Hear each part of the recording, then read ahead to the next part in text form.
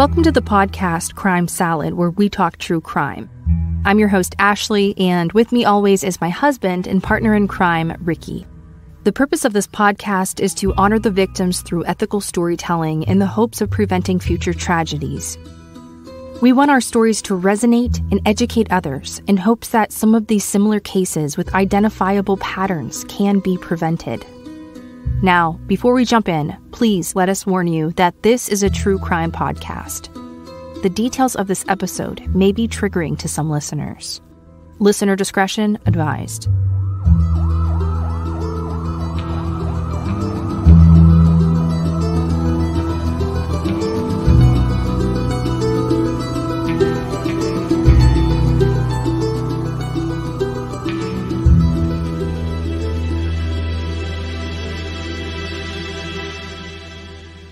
This episode contains discussions of verbal and physical child abuse and disturbing statements against the LGBTQ community and those living with mental illnesses. Listener discretion is advised.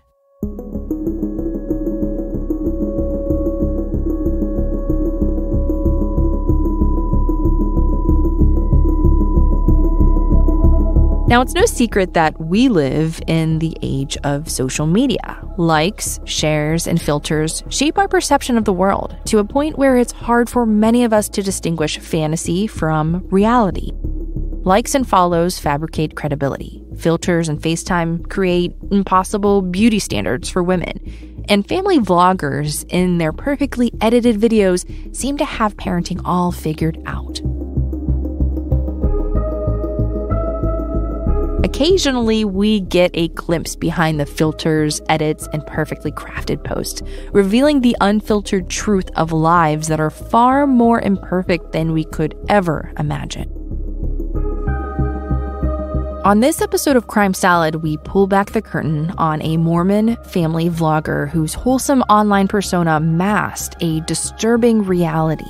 This viral story has many wondering how a person with millions of followers could hide the cruelty that was taking place behind the scenes. A self-help cult, a Mormon guru, and shameless abuse define a story that is dominating everyone's For You page.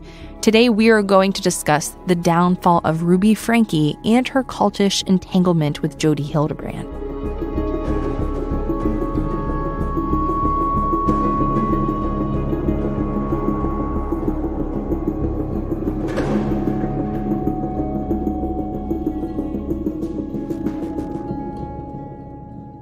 So let's start our story in 2015. That year, a woman named Ruby Franke created a YouTube channel called 8 Passengers.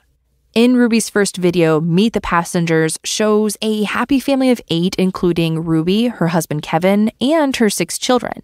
In the channel's early days, Ruby's videos covered a wide range of topics, including her daily life, homeschooling, parenting tips, family vacations, and other relatable content. The mom of 6 would also discuss family dynamics and share her struggles and triumphs as a mother. 8 Passengers became an internet sensation, reaching 2.3 million followers on YouTube and 1 billion views. However, this wholesome picture would soon be questioned by viewers.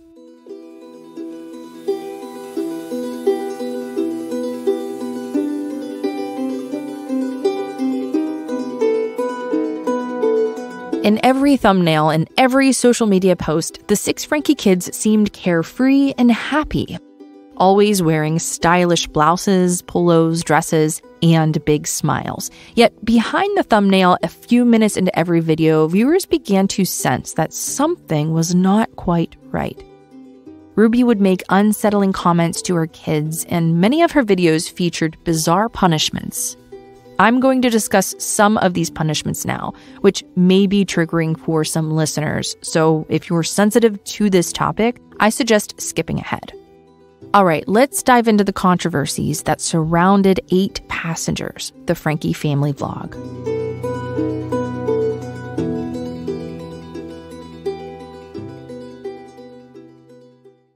First, let's talk about Ruby and Kevin's oldest son, Chad. Now 18 years old, Chad was a victim of Ruby's odd authoritarian punishments for years. In one video, Chad and his younger brother were roughhousing on the floor before dinner, as boys do. Chad was tickling his brother, Russell, who was clearly enjoying it, belly laughing and rolling around on the floor. And in the video, Ruby said to Chad, "Stop it. I am only going to say it one more time, and then you are going to lose the privilege to eat dinner." Yikes. Now, this was not the only time that Ruby used hunger to control her children. In another video that has recently gone viral, she explained a situation where her youngest daughter, Eve, had forgotten to pack her lunch for school. That day, the 6-year-old girl's teacher texted Ruby, allegedly asking if she would bring her daughter lunch. Ruby's response? The mother of 6 refused to bring her child a lunch and said that this would teach her daughter a lesson. She said proudly, "Hopefully no one steps in and gives her a lunch because then she is not going to learn from the natural outcome." This clip is so disturbing to watch, and it makes you wonder how this woman was able to gain millions of followers and stay active on YouTube for so long. And on top of that, all mainstream organizations against child abuse consider withholding food from children as a cruel form of punishment, and some have even identified it as a trait of narcissism. How could this have gone on for so many years? Anyways, moving on. Now, withholding food wasn't the only way that Ruby controlled her children.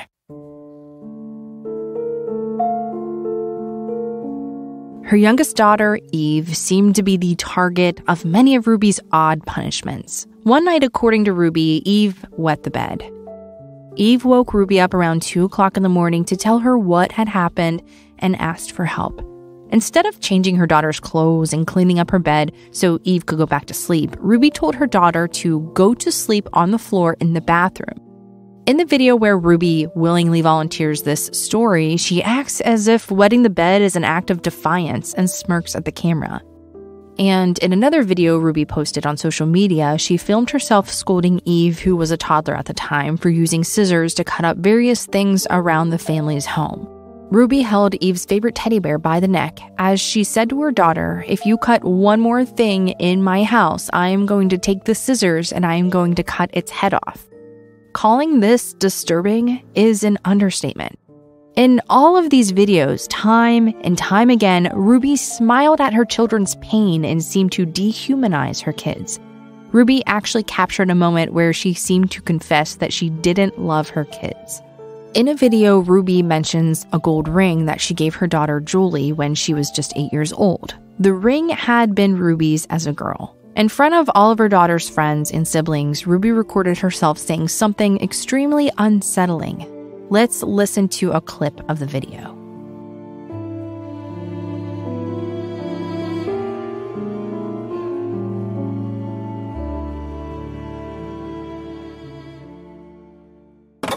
Julie, when you turned 8 years old, do you remember I gave you the gold ring when I was a little girl? And you grew out of it because it doesn't fit you anymore. But I just enjoyed seeing it on your hand so much. Every day when I would see it on your hand, I would remember that you really are precious and that you really are a jewel. And it would remind me to treat you with a lot of respect and love. And so really that ring is for me. So when I see you wear it, it reminds me of yourself. to treat you with love. So what are your thoughts about that clip, Ricky? What do you think it says about Ruby? Well, I think it's weird that she needs like a constant reminder that she loves her daughter, right? Like it kind of just screams narcissism to me. Yeah, me too. Or like she's, she doesn't have feelings, like she's numb, like she's completely self-centered. Right. Now, the punishments and strange comments didn't end here. Over the years, Ruby published over 1,000 videos on 8 Passengers, and many of them featuring these bizarre forms of punishment for seemingly normal behavior. In front of her millions of followers, Ruby threatened to make Eve stay home from the movies because she asked what movie they were going to see. Ruby claimed that Eve was being ungrateful and said that unless she gave Ruby a huge apology, she would have to stay home with a babysitter. She banned Chad from his own bedroom for 7 months, forcing him to sleep on a beanbag. She even took away Christmas from her 2 youngest children for allegedly acting out. Wait, so let's go back. So Eve just asked what movie they're watching? Yeah, and it came off as ungrateful. But maybe she was just curious what movie they were going to watch. Exactly. Now, Ruby also sent Chad, who was 14 at the time, to a wilderness therapy camp for 10 weeks. The parents never said exactly what Chad did to warrant wilderness therapy, but said that they hoped the program would give him a fresh start.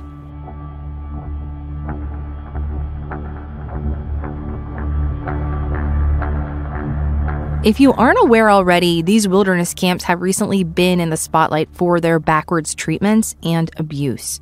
Many teens have come forward sharing that the camp staff traumatized them. Allegedly, some of these programs that still exist deprive teens of food for weeks, restrain them in their sleeping bags so that they can't run away at night, and force them to hike miles in the summer sun with only one outfit allotted a week.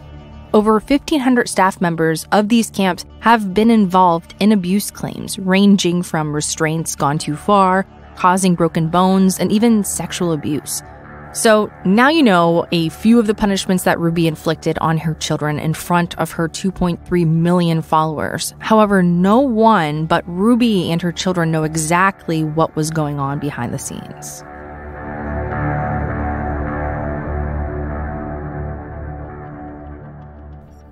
So one question that I have here is there's 2.3 million followers, but like how many people actually watch the videos to learn and, kind of like mimic their parenting styles after hers? Yeah, I mean, there's a lot of moms out there who are looking for answers on how to be a better parent, on tips and tricks, and they could be influenced by this seemingly perfect life. But as Ruby released more and more videos of her disturbing behavior, the public grew worried about the kids, and an online petition was created in 2020 to have CPS investigate the Franke home. But the public was not aware that Ruby's oldest daughter, Sherry, had already contacted CPS and the police for years about their mother's abuse. But no one had taken her claims seriously.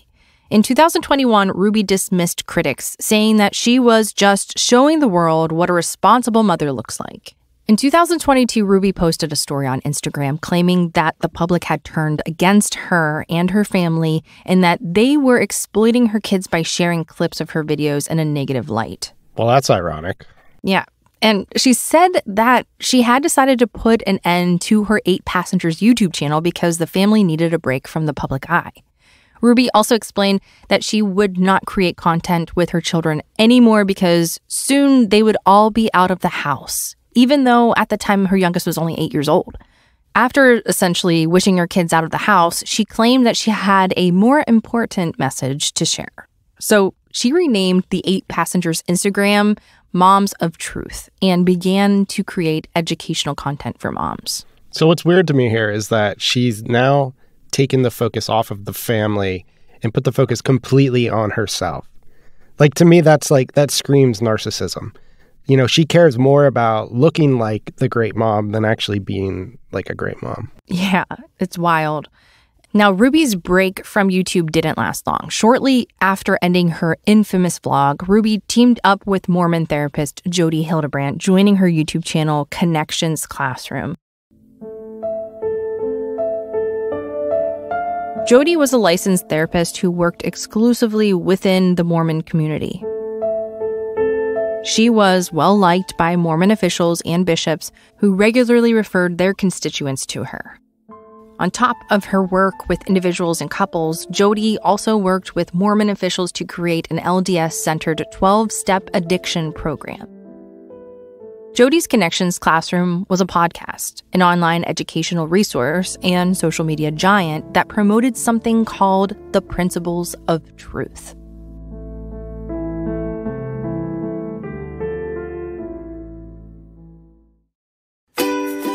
Welcome to the Empowering Joy class. I'm Jodi Hildebrandt.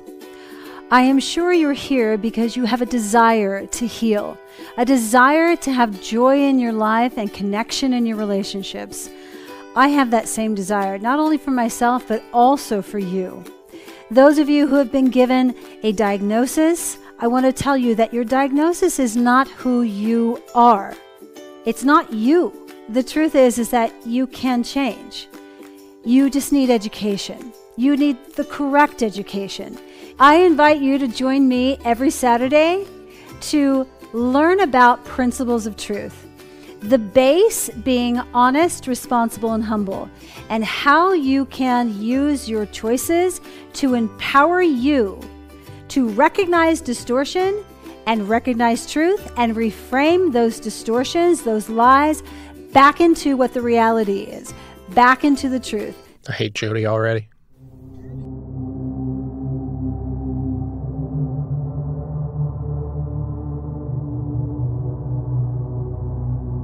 Ruby became Jodi's sidekick, appearing in all of her videos and on Connection's promotional content. In one promotional video, Ruby explained how her kids listened to the class each weekend with her, and that she printed out slides from the course and hung them up on her refrigerator to remind her children not to be disrespectful towards her. As you can probably tell from the clip we just played, Connections seems to be an ambiguous self-help class based on things that many people find to be true. Being honest, responsible, and humble are probably things that most people strive for in their lives. But what exactly are these principles of truth, and what did Jodi mean by distortions?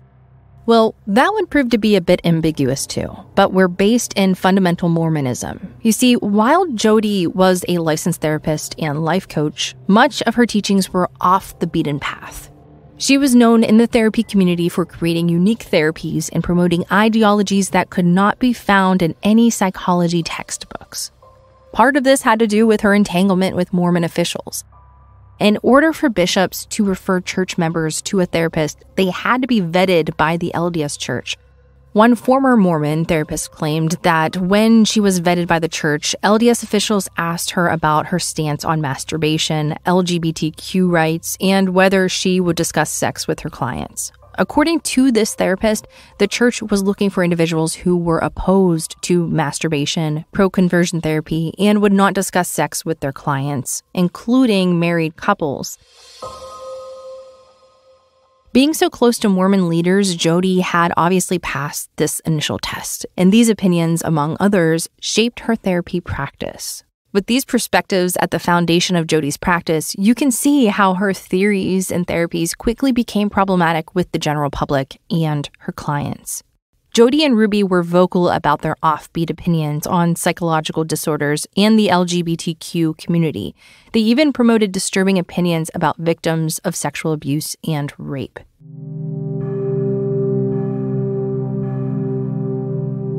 In a string of video rants, Jodi made comments about a range of psychological disorders. She said that those diagnosed with PTSD just liked playing the victim. They did this for attention. Then she called having PTSD a distortion because it was not the truth. She also commented on obsessive-compulsive disorder, stating that people with OCD have OCD because they don't understand the love of God, and they don't know how to manage discomfort. What does that even mean? Perhaps one of the most shocking statements made by Jodi was when she explained her stance on consent. In a video, Jodi identified herself as pro-abstinence and said that when you take away consent during sex and your partner doesn't listen to you, this is your fault. Jodi also felt that a child coming out as gay was an act of defiance. Let's listen to another clip where Jodi discusses her feelings about the LGBTQ community, and she states some really ugly opinions about the LGBTQ community in this clip. So if you feel like this might trigger you, please skip forward a minute or so. You know, the evidence of how you've been taking care of him, like the money you've spent, the roof over his head, he has exploited all of those things. And he has been going places that are very dangerous and destructive to his little soul. There's not a soul on the planet that was born towards something that violates principles of truth. None of us are born to kill. None of us are born to be attracted to animals. And we're not drawn, if you will, to the same gender. Jodi then suggests that being gay is a distortion because it's not the truth. You can override it by following the principles of truth and essentially revert back to being heterosexual. Oh, it's like the conversion therapy. Exactly. It reminds me of that movie, But I'm a Cheerleader. You keep talking about that movie, but I've never seen it. You should watch it. If you're finding these principles a bit confusing and cryptic, you are not alone. It seemed that the principles of truth were just a fancy name for however Jodi wanted you to act that day, and distortions were what happened when you didn't live by her guidelines. Connections Classroom was starting to seem like a cult, with Jodi as the guru and Ruby as her disciple. And about 1 year after Ruby joined Jodi's movement, Jodi's former clients began to speak out about her outrageous teachings. One former client, Calvin, said, quote, "I wouldn't trust this company. They use brainwashing tactics to manipulate you. They intentionally make you feel bad about yourself." And another claimed, quote, "The things these women say are nonsensical. They throw around buzzwords like truth and distortion and a rambling word salad and never end up really saying anything at all. Seems a bit cultish." Mary, who purchased the Empowering Joy course online, said, quote, "The advice given by Connections Classroom is almost dangerous and borders on abuse. In their opinion, children do not have possessions. Everything a child owns in your home belongs to the parents. If a child has earned money, they have no right to it." Mary continued, "Ruby exploited her family for years and made a lot of money doing so. She has videos about her daughter's periods and shaving their legs. She gave her children no privacy and now is giving parenting advice." So that part's weird to me too, because like they mentioned like it was very cult-like. Well, a lot of times in cults, like when you join them, you have to give up all of your possessions. So like anything worth money, physical money, all of that stuff, you give it to your leader, Like, and I'm sure she's not trying to run it like a cult. It's just because she's a narcissist and that's how it's coming out. But yeah, and what's interesting is I went on their Instagram page and I came across a video that said, "Are you a controlling parent?" And what Ruby says is like very contradicting. She says, if you let your kids do whatever they want, you're being too controlling. How does that make sense? Like, what are you talking about? It doesn't even make any sense. And just like the one reviewer said, it's a bunch of word salad that's just kind of like scrambled in there. And if you're not controlling your kid, you're controlling your kid. What? Yeah, whatever. Okay. So sometime before the 8 Passengers founder quit her channel and became close with Jodi Hildebrandt of Connections Classroom, Ruby and her husband Kevin began counseling with Jodi. Comments made by Kevin and their oldest daughter Sherry indicated that Jodi's counseling ruined their marriage and their family. In a statement, Sherry said, quote, "My dad thinks he's a horrible person. Ruby and Jodi have him brainwashed." At one point, Jodi moved into the Franke's home and made Ruby and Kevin stay on opposite sides of the house. The only time she allowed them to speak to each other was when she was in the room. Around this time, Ruby joined Jodi as co-host of the Connections podcast, and Kevin and Ruby separated. Allegedly, Kevin lost all contact with his daughter's family and friends. He blocked all of his children on social media, his phone, and his email. His family says that Jodi and Ruby brainwashed him into leaving his family. So was Connections really a cult? Well, a lot of Jodi's ex-clients and people who purchased the Empowering Joy course would say absolutely.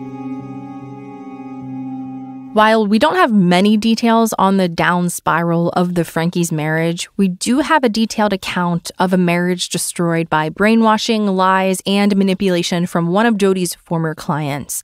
Let's talk about a man named Adam Steed and his experience with Jodi.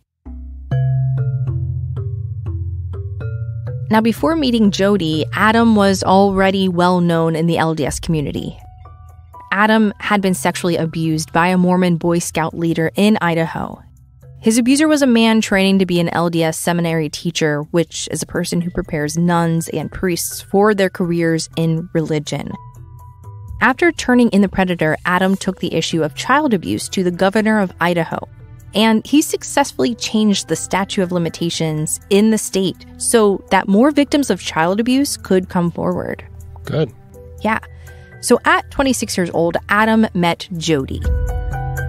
According to Adam, he and his wife, Morwenna, were struggling in their marriage because of Adam's addiction to masturbation, and a Mormon bishop referred the couple to LifeStar. For those of you wondering, LifeStar is an infamous network of Mormon therapists who believe in sexual purity and have created a 12-step program for masturbation addiction.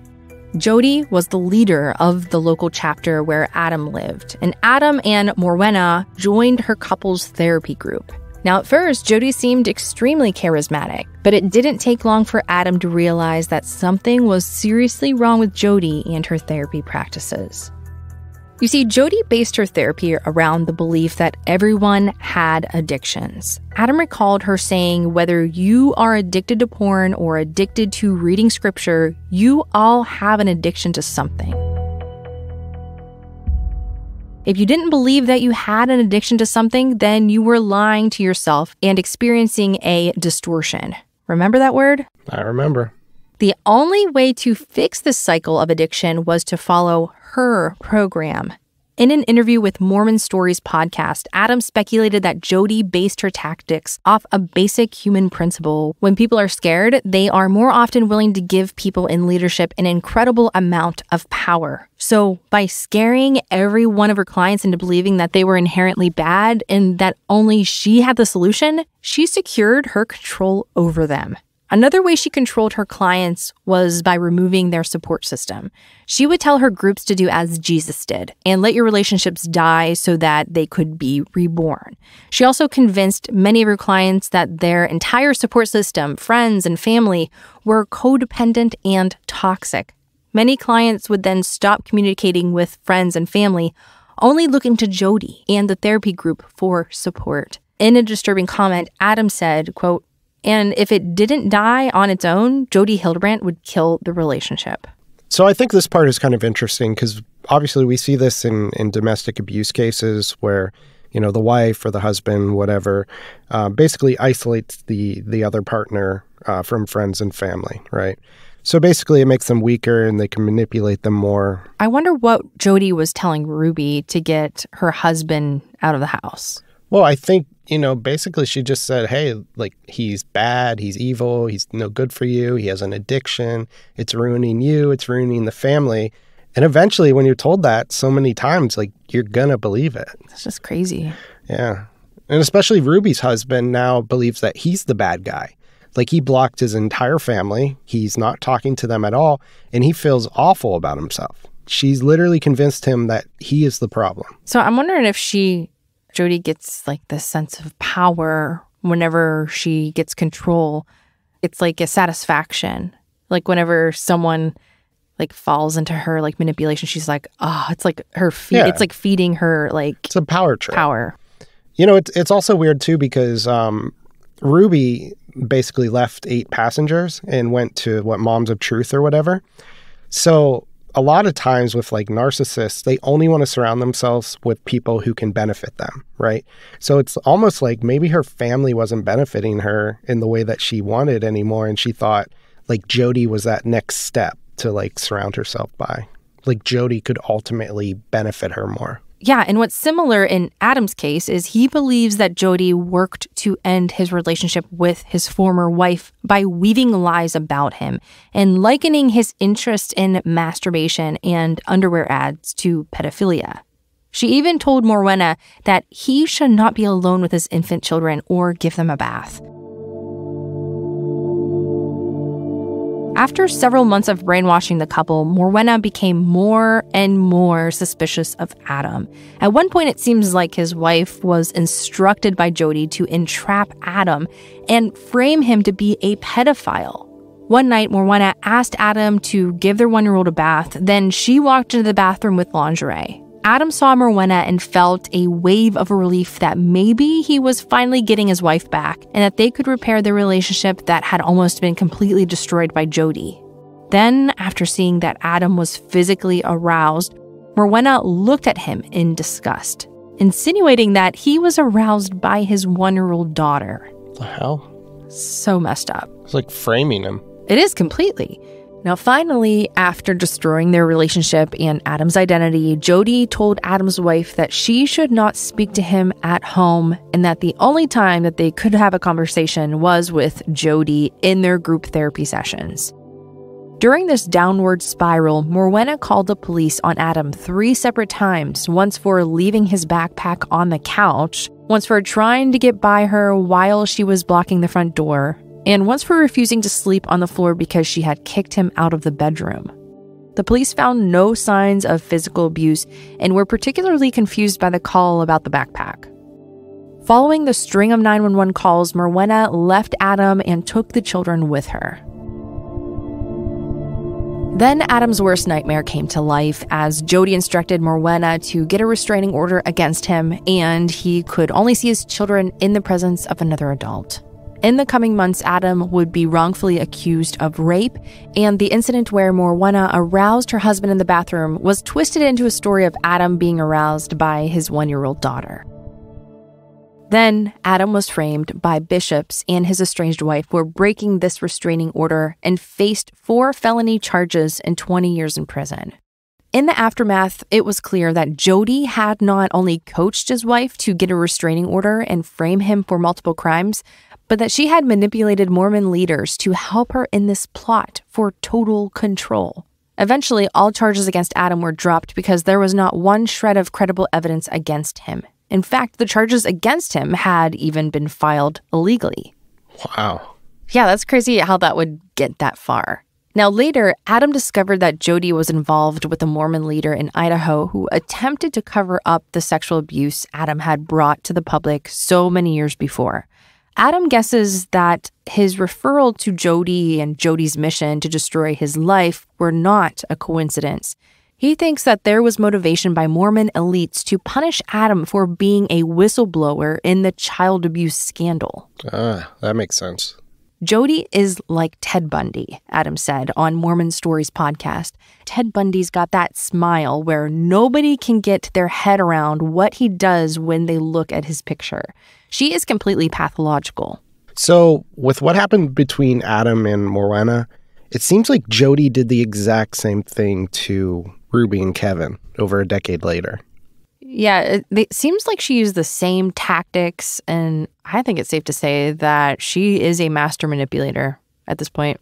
Honestly. I mean, it makes me wonder how many people she affected. Yeah, or how many other couples aren't even aware that they were affected and manipulated that are still divorced. Right. Like Morwenna, I mean, she didn't know she was being brainwashed. Exactly, that's a good point. And you see, like Ted Bundy, Jodi did not only have 1 or 2 victims. A pattern of separations, restraining orders, and accusations of physical abuse seemed to follow many of Jodi's clients. But until recently, most of her clients were terrified to speak out against her. She had the power of Mormon elites behind her. And it was obvious to everyone that with this power, she could destroy your life and your family. Wait, so what do you mean by until recently? Like, did something else happen? Yeah, well, on August 30th, 2023, Jodi and Ruby were arrested for child abuse. They both were arrested? Yeah, so one of Jodi's neighbors answered the door to find an emaciated 12-year-old boy with open wounds on his wrists and duct tape around his ankles. The boy was Russell Franke, Ruby and Kevin's youngest son. Now, according to police reports, Russell had been bound with rope and deprived of food at Jodi's house. Somehow, he had freed himself from the ropes and escaped through a window before fleeing to a neighbor's house for help. Russell told police that Jodi had tied him and his 2 siblings up with rope and that she and his mother had smeared a mixture of honey and cayenne pepper on their wounds. Ew. When searching Jodi's home, police found 9-year-old Eve severely emaciated, just like her brother. And police also discovered 2 pairs of handcuffs, ropes, and rolls of duct tape in the home. According to the police report, Ruby and Jodi were hundreds of miles away at the Franke's residence when Russell escaped. Jodi returned to her home while police were still searching her house, and at some point after this, Jodi and Ruby were arrested.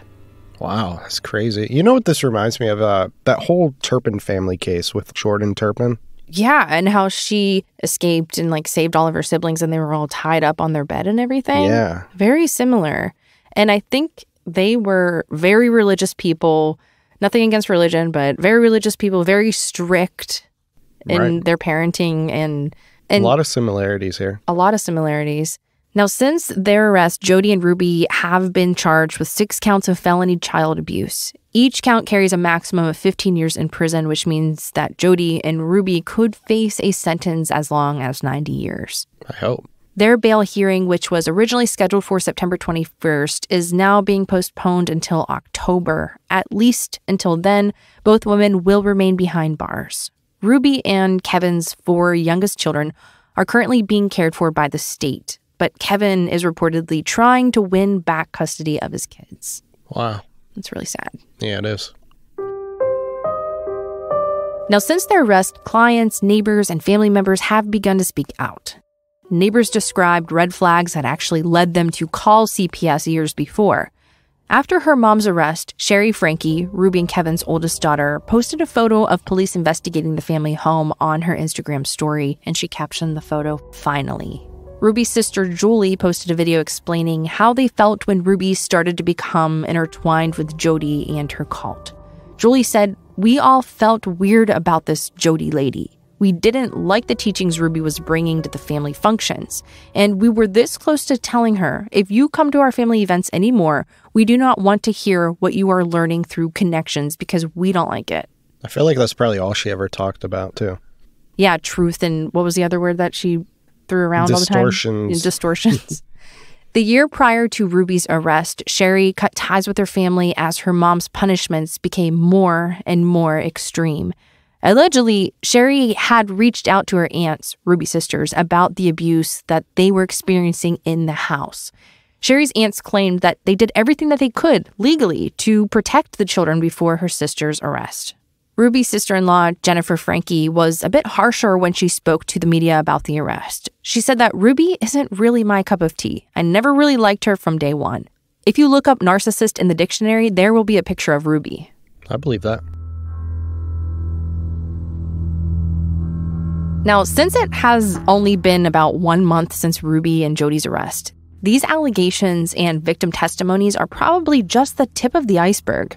Who knows what else will come to light during their trial? We will do our best to keep you up to date in the coming months, and we hope to see that the Franke children stay safe and are in the care of people who love them. In the meantime, if you're interested in hearing Adam Steed's full 5-hour interview on his experience with Jodi, check out the Mormon Stories podcast on YouTube. The podcast hopes to expose sexual abuse scandals within the LDS community, and through their most recent interviews and episodes, the hosts hope that more victims will come forward to demand justice. If you are currently experiencing abuse or you are concerned that a child is being abused, please call or text the Child Help National Child Abuse Hotline at 1-800-422-4453 to connect with a counselor. Or you can also visit their website at childhelp.org for additional resources, referrals, and to start a live chat with a Child Help representative. The website also has resources for identifying physical, sexual, and emotional abuse in children, as well as how to spot signs of neglect. This website is a great tool for anyone who is concerned about a child in their lives and for those who work with children on a regular basis. And I feel like that sums up this week's episode. It does. Yeah, pretty powerful. All right, and before we jump off here, we do have a few patrons that we would love to shout out, and this does not include any of the Apple Premium subscribers, but we do thank you so much for supporting our show. This week, we are shouting out Nicole, Erica, Samantha, Allison, Carrie, and Gay. Thank you so much. Thank you all so much for supporting our show. We really appreciate it. And remember, so basically you can, on Apple or Patreon, you can do a free trial. So it's like 7-day free trial. Pretty cool. No matter what, it's always $1 for ad-free on Patreon. And then we're adding the side salads. Yeah, enjoy the crunchy side salads. They're always fresh. Gonna finally have consistent bonus episodes. Yeah, here we go. We're jumping into the bonus world. Jumping into the salad bowl. All you can eat.